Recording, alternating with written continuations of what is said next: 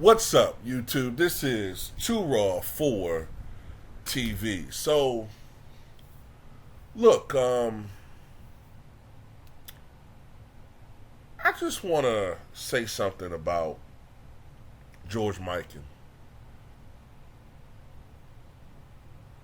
I want to thank the Lakers organization for finally retiring his jersey number recently. It was an honor that was long overdue. George Mikan was the NBA's first superstar. And at the end of the day, the fact that he had not been honored in that way it was insulting. Okay, it was insulting. Now, I understand that George Mikan played a long time ago. You know, he played a very long time ago. And unfortunately, he played in an era in the NBA where there were not a lot of black players. There were not a lot of black players playing when George Mikan was playing, all right? But I heard something recently where some people were saying that, you know, they don't really respect George Mikan's era because black players were not allowed. Bill Russell was not allowed. You know, Shaq would not have been allowed, and you know, things like that. You know, and to an extent, there's truth to that. There's truth that for the first 10 years or so of the NBA's existence, if you go back to the 40s, there was a color line. The first non-black player, I believe, was an Asian that played during the 47-48 season, I think it was. And the first black player didn't play until 1950. You had a few black players gradually join the NBA during the early 1950s, but the thing is, there was this belief that paying fans who were overwhelmingly white at the time, and you gotta remember the NBA was struggling at that time. It was struggling. There was more teams folding than existed for a large period of time. So there was this fear that paying fans who were largely white would not pay to see a black star. Was that ignorant on their part? Absolutely. But this is why I don't equate George Mikan with a Ty Cobb or a Sam Crawford or an Al, what's his name? A Cap Hansen. This is why I don't equate George Mikan with them.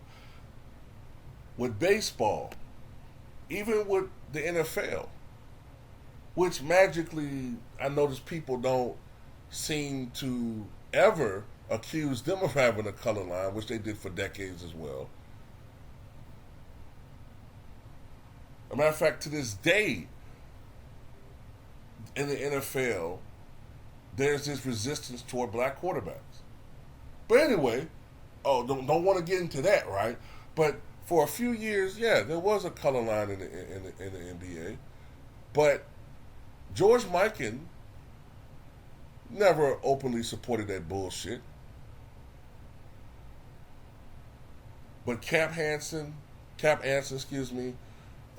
Cobb, all of the white stars of the early 20th century, virtually all of them, promoted the white supremacy system, which barred black players from playing for decades until Jackie Robinson broke the color barrier in 1947, which oddly was only a few years before the NBA broke the color barrier.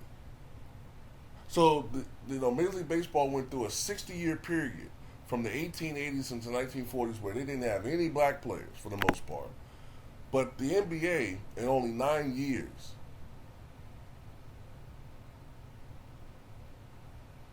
regularly started drafting black players.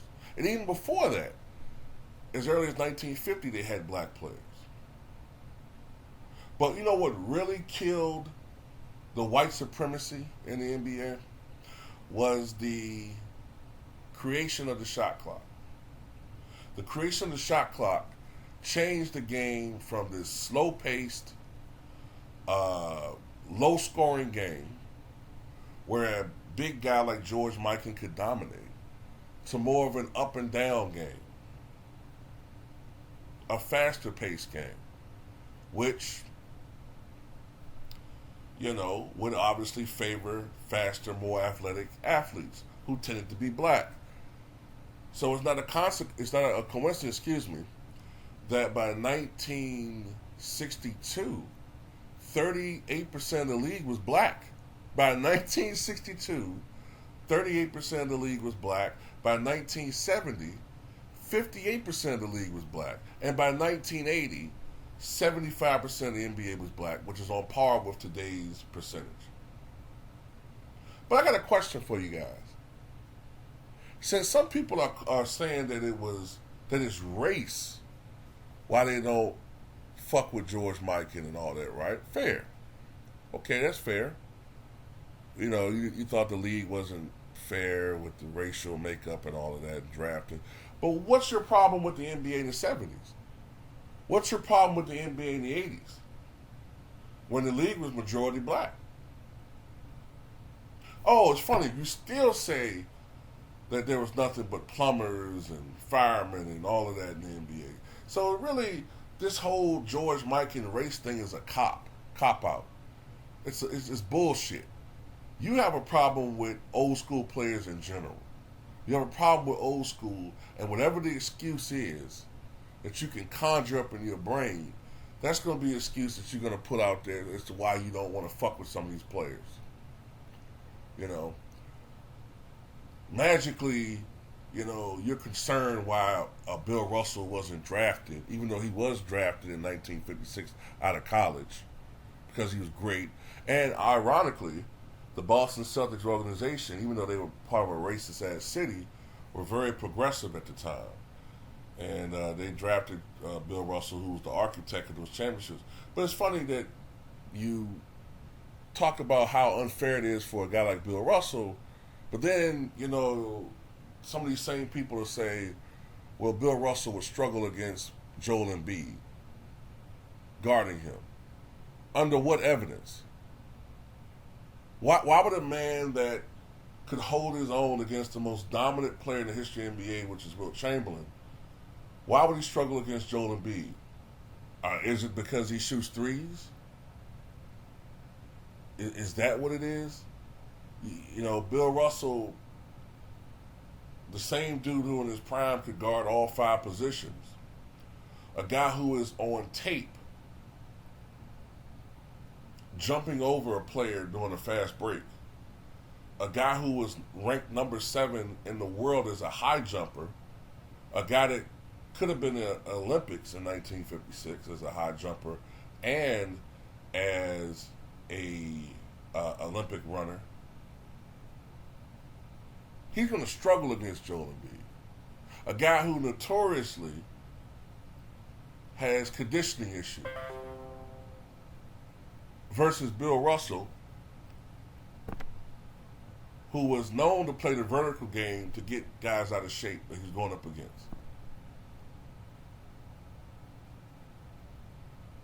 And by the way, before I end this video, for people that say that Bill Russell's too small to play center today, first of all, you got to really understand what you're talking about when you're assessing these players. When they would look at like the listed heights and weights of players back then was usually done in college when they were drafted. So when you see that he's 6'9" and 215, that's what his height was when he was barefoot and when he was coming out of college. When Bill Russell played, he was really around 240. He was right around 240.